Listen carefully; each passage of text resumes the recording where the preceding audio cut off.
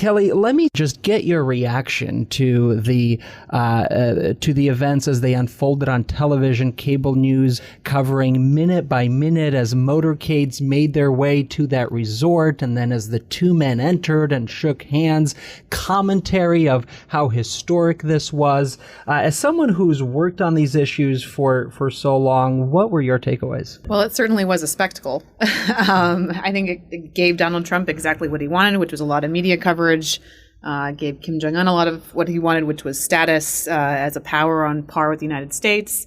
So in that sense, the two leaders achieved what they both wanted to achieve. I think in terms of what it delivered for the American people and our national security interests, I think there are a lot of open questions. I mean, I think it's a good thing that they've started a diplomatic process. We all want diplomacy to succeed here. But from what I have seen so far and what they agreed on is basically a pretty vague statement. Without a lot of details about how North Korea is going to denuclearize, lots of open questions about, the way forward on the negotiations. And I, personally think there was a lot of where's the beef when it comes to the actual agreement.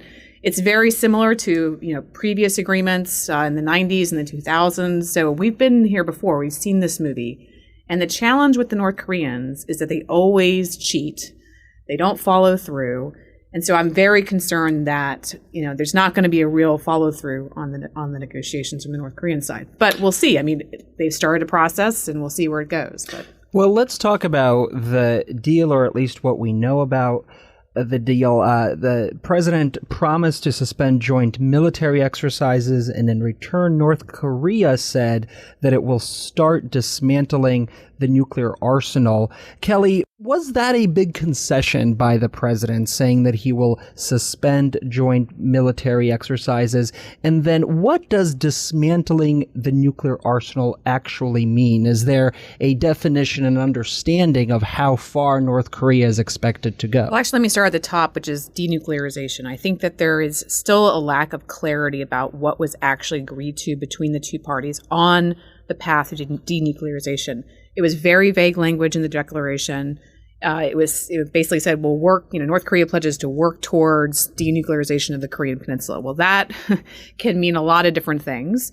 And so it's going to be really important to clarify and to ensure that the United States and North Korea are operating on the same definition of denuclearization. Because if they aren't operating on that definition, then going forward in negotiations is going to be very hard. What are some of the different definitions it could have? Well, so when we talk about denuclearization, we often use the term complete, verifiable, irreversible denuclearization, or known as CVID. That's been a U.S. policy position for quite some time.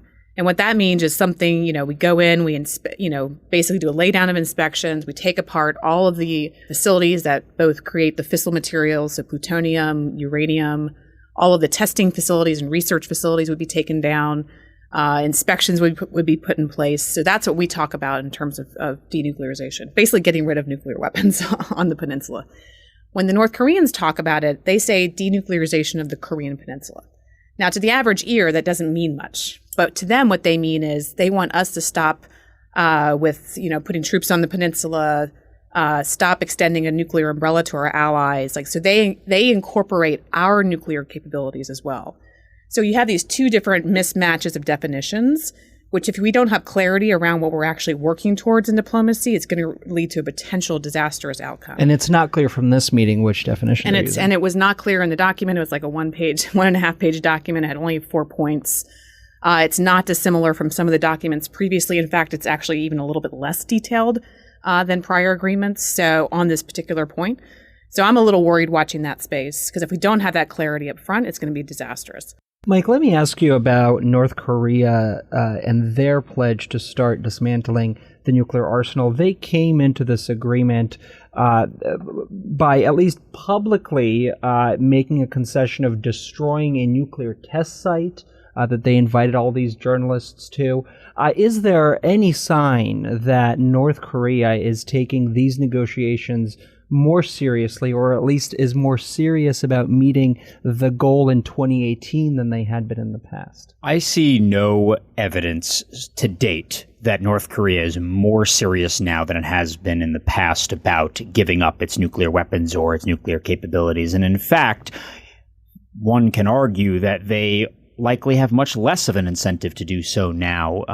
At the end of 2017, the beginning of 2018, Kim Jong-un announced basically that his nuclear and missile programs had been completed. That he had what he believed was a strong nuclear deterrent that could attack the United States if need be and defend North Korea, and that he was now ready to focus on the other aspect of his agenda domestically, which is economic growth. And so, again, I think that this outcome here today is potentially disturbing because we did not get the North Koreans to actually give up anything concrete. The only thing so far the North Koreans have done so far this year that I think was positive in this realm is freeze its testing of nuclear weapons and missiles. That's been ongoing for months now. That's a very good thing. Hopefully that can give diplomacy room to maneuver and to make progress in the coming months. But other than that, the destruction of the test site and other things are all, for the most part, temporary things that can easily be reversed. Kelly, what do you see as the dangers of going into this negotiation without having the kind of verification procedures in place to ensure that North Korea is actually serious about going through with their side of the bargain, as the United States appears to be, as you point out, making very serious and very real concessions? Yeah, we have a phrase called don't trust but verify. And in this case, we have a lot of trust in this agreement and not a lot of verification. And verification is really important for a couple of reasons. Number one is it makes sure everybody's on the same page with what is actually happening on the ground with the program, to make sure that they're dismantling the program appropriately with IAEA standards, et cetera. So those things are very important. Otherwise, we're just going off of our intelligence and going off of what the North Koreans say they are doing. But really, verification is essential for us to have full confidence that denuclearization is actually occurring on the ground.